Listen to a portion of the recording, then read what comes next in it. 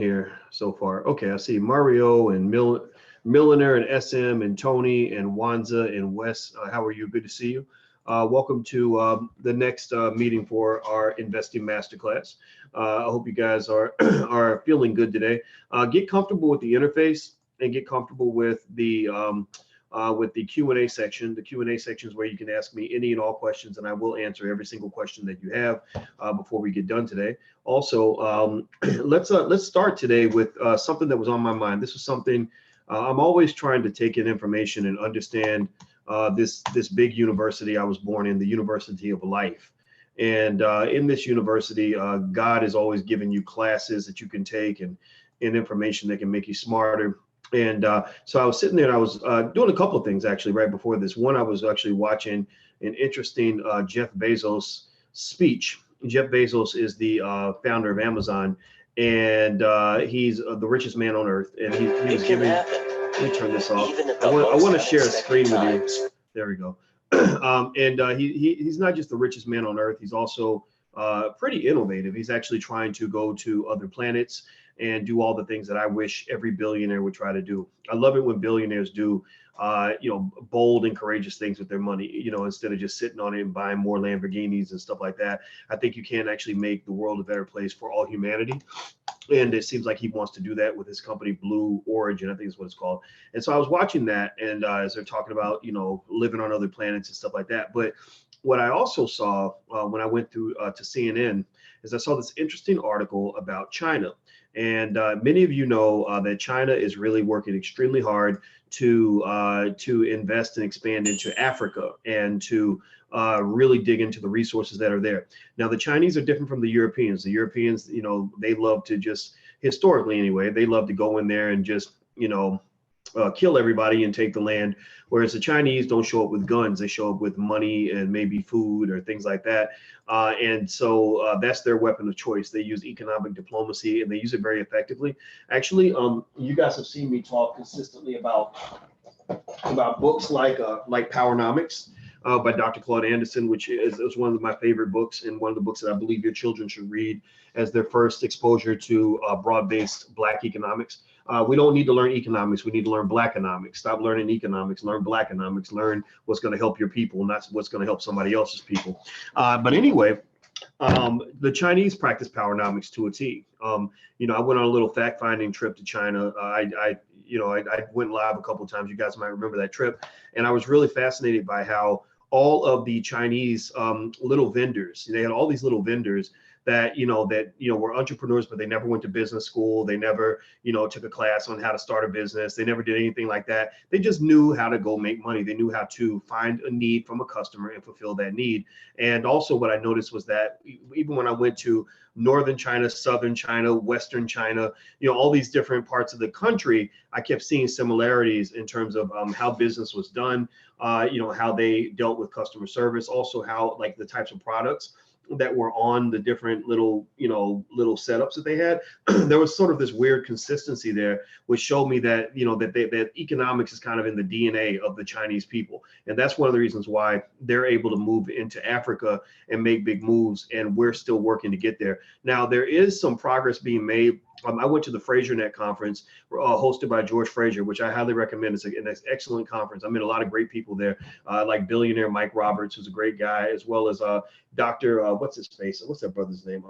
He was on The Apprentice. I forgot his name, but he's a great guy. He got his PhD in computer science at MIT, and I do not remember his name, but he was there. I sat next to him on a panel, and there were a lot of really interesting Black people there. And one of the things that I noticed in the FraserNet conference is that there was a big conversation about sending delegations from the Black Nation. That's kind of they've actually rebranded as Fraser Nation. So they're actually sending delegations to Africa. And there was a Nigerian billionaire that sent a delegation to that conference. And also the ambassador from the African Union was there, basically appealing to African American people to come back home, basically saying, y'all need to come back home. You ain't got nothing over there. But we know those people don't like you. We know how they treat you. We see what they're doing to you. We can use your support. We want you here. We want to do business with you. You know, they've been kissing frogs. Africa's been kissing frogs for hundreds of years. The Europeans were the first frog, and you know what happened there. Now they're kissing the Chinese frog because the Chinese frog is not as ugly as the European frog, but they really want to kiss the African American prince, the African American princess. We are the chosen people that they want back in their home country. We are the ones that they want to do business with. We are the ones that they want to reconnect with. We just have to take the time and do the work and form the coalitions and put together the resources and educate ourselves on how to get that done. Okay, so ultimately that's the future of African American people. That's what's going to make us great. And so the reason I brought up the Jeff Bezos thing in terms of his speech, he gave a great speech, very inspiring speech about going into space and how human beings are going to have to expand into space in order to survive. We're going to expand into space in order to thrive. We're going to run out of energy. We need to be able to live on other planets because if we live on the Earth is finite. There are limitations in terms of what we'll be able to do by simply being Earthlings, right? Well, the same thing is true. Instead of us just expanding into space, I would say that next step for African American people is we must expand into the diaspora. We must expand into the diaspora because there's not enough resources here for us to do what we want to do. We have to expand into the diaspora because that's where abundance lives. That's where our opportunities live. We are connected on a DNA level with the country, with the richest country on the planet in terms of resources. Africa is the richest, not country, excuse me, continent. Africa is the richest continent on this earth when it comes to resources and the gold and the minerals and the timber, just anything you name, any resource you name, even human capital, even human beings. Africa is one of the few continents on the planet where the population is young, where they have lots of young people. In Europe, they have a problem. All their people are getting old, so their productivity is going to drop. Asia has a problem. All their people are getting old, so their productivity is going to drop. America has a problem. All their people are getting old, so their productivity is going to drop. Africa doesn't have that problem. Africa has plenty of babies, plenty of young people, plenty of resources. So for us as Black folks, what I want to talk to you about, and I like to start with the big picture so that we understand the why. You know, those of you in the masterclass, we're going to dig into the how and everything else, but I need you to understand the why, because once you know the why, then you'll figure out the how. I don't want you into investing just because you think it's going to help you buy a better, a better car. Like I don't want you investing so you can take more vacations. I want you investing so you can change the world, starting with your world, right? That's what I want you to do. So anyway, so there's this interesting story in CNN that I saw that really fascinated me, where they were actually talking about how China is using media to basically establish a foothold in Africa. They are literally right now, basically the president of China, Xi Jinping, who Donald Trump has been fighting with, is basically, he announced a program, and I'm gonna read some of this to you. It's called the 10,000 Villages Project, and he announced it in 2015, and it's a lofty plan to take digital television to impoverished parts of Africa, such as the village where Nganga lives. That's the name of the person they're talking about in the story. Previously, television access in many parts of the continent was a privilege of the elite and those who were connected and relied on old-fashioned, snowy analog reception. Xi's dream was to upgrade huge swaths of Africa to modern digital satellite TV networks that could broadcast a constellation of channels over long distances. So long, in fact, that a TV channel from Beijing could be beamed to African homes, not African American homes, excuse me. Now that sounds wonderful, right? how nice. The Chinese have come and delivered 1 billion TV sets, and they're giving us they're connecting us to Beijing, and Beijing state-sponsored television controlled and run by the Chinese government. How nice of you to give us some free TV. Does anybody see an issue with that? Does anybody see an issue with this? Does anybody want to guess as far as where that's going? Where do you think that's going? I want to hear you guys tell me. I want to hear you say it. It's going right. Eugene is right. It's going toward brainwashing. It's moving toward or you could call it brainwashing at worst, or you could just say they're seeking to influence the African people and make them more amenable to Chinese presence in the region. Right? They are looking to use media the same way anybody uses media. China uses the media on Chinese people to control the mindset of Chinese people. So if you know that they're using it to mind control their own people, you know they're going to do it to the Africans, right? So every time somebody shows up with a gift, that ain't always a gift. Sometimes you think you're getting a gift, but you're actually getting a trap. Sometimes they deliver you a plate of food and the food has poison in it. right? Or sometimes they bring you a Trojan horse, and the horse is full of all kinds of stuff that can destroy you from the inside out. So ultimately, this really speaks to another phenomenon that I want you to kind of think about is the way media ownership has been used historically for a very long time to hypnotize and train the thinking of Black people in America and around the world.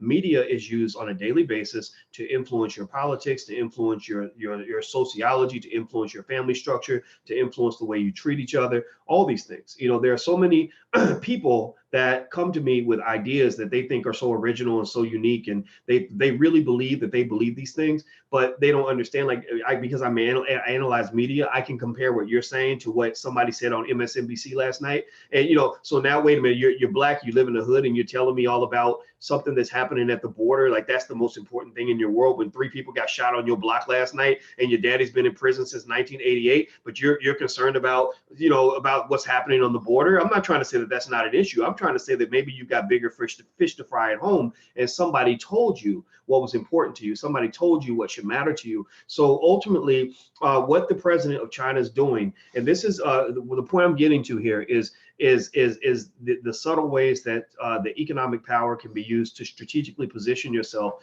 to be able to control your environment, and if you're in that mindset, control the environment of others. Basically, they're making these investments so that they can soften the target for future Chinese expansion into Africa. They know, just like any conquering, invading country understands, is that if you can get into the minds of the people, media is a very powerful weapon to do that. Then it becomes very easy for you to come into their communities and build businesses and do whatever you want.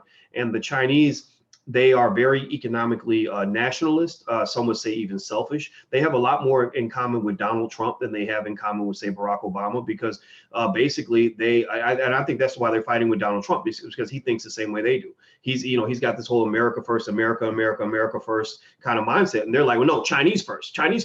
We're used to suckers who are going to let us take what they have, and what's yours is mine and what's mine is mine. Whereas Trump is saying, no, what's yours is mine and what's mine is mine. So it's kind of like two selfish people in a fight. Whereas before, I think the ideology in America economically has been a little bit too open. It's a little bit too open, and we don't always get that reciprocity. So other countries come to the United States and they pretty much raid the coffers when it comes to American consumers, because the greed of American capitalism leads us to sell anything to anybody who bids enough money. We will move our factories to other countries without even asking about it. That's why you got so many dead cities now that used to be prosperous. Detroit is half dead. You got Milwaukee half dead. Flint, Michigan half dead. These were vibrant cities at one point, when we actually cared about little things like creating jobs for American people. Now capitalism leads us to kind of sell to the highest bidder, and people that see that, they pretty much take advantage of that.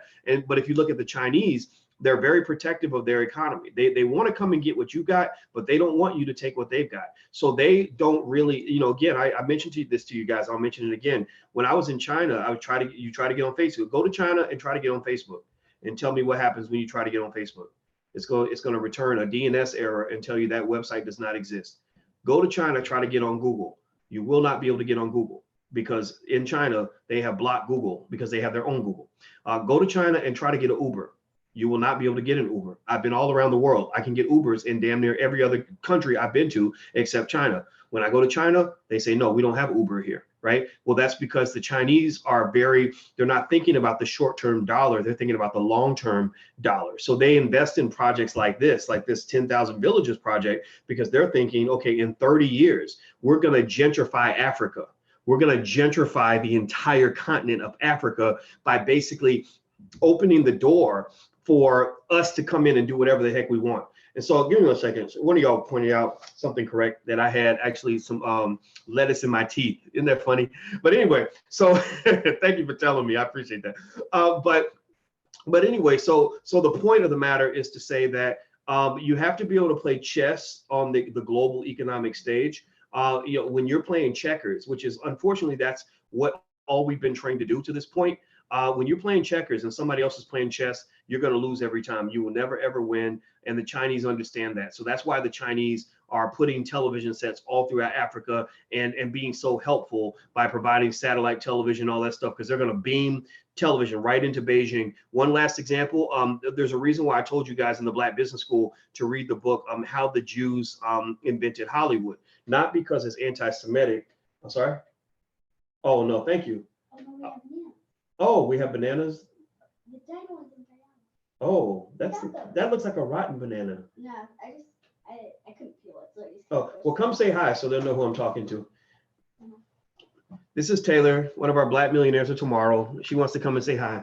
Now go upstairs with your mom. I'll talk to you in a little bit. All right.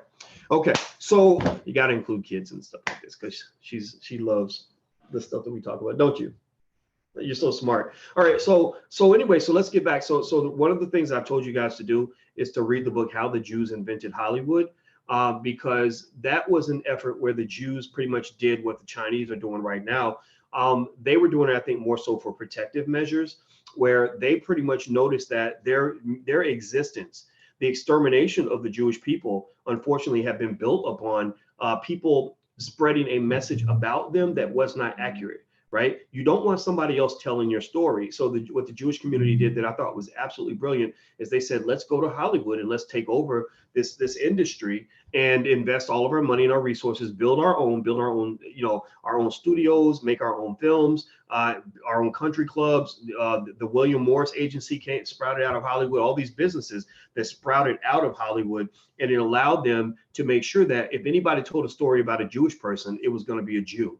It wasn't going to be somebody else, or at the very least, their story would drown out other people's stories. So for the Chinese people, that's what they're doing when it comes to Africa. I believe African Americans need to do that when it comes to the world. We need to tell our own stories. So Black media is extremely important. So if you ever want to know why I'm always here every day, all the time, talking to you guys and running my mouth, it's because we're part of the movement to build Black media, as much Black media as possible, so that we can tell our own story and not have other people do it. All right, so let's get started. What I'm going to do is we're going to go through a lecture today. We're actually going to talk about how to get started investing as an investor, things like that.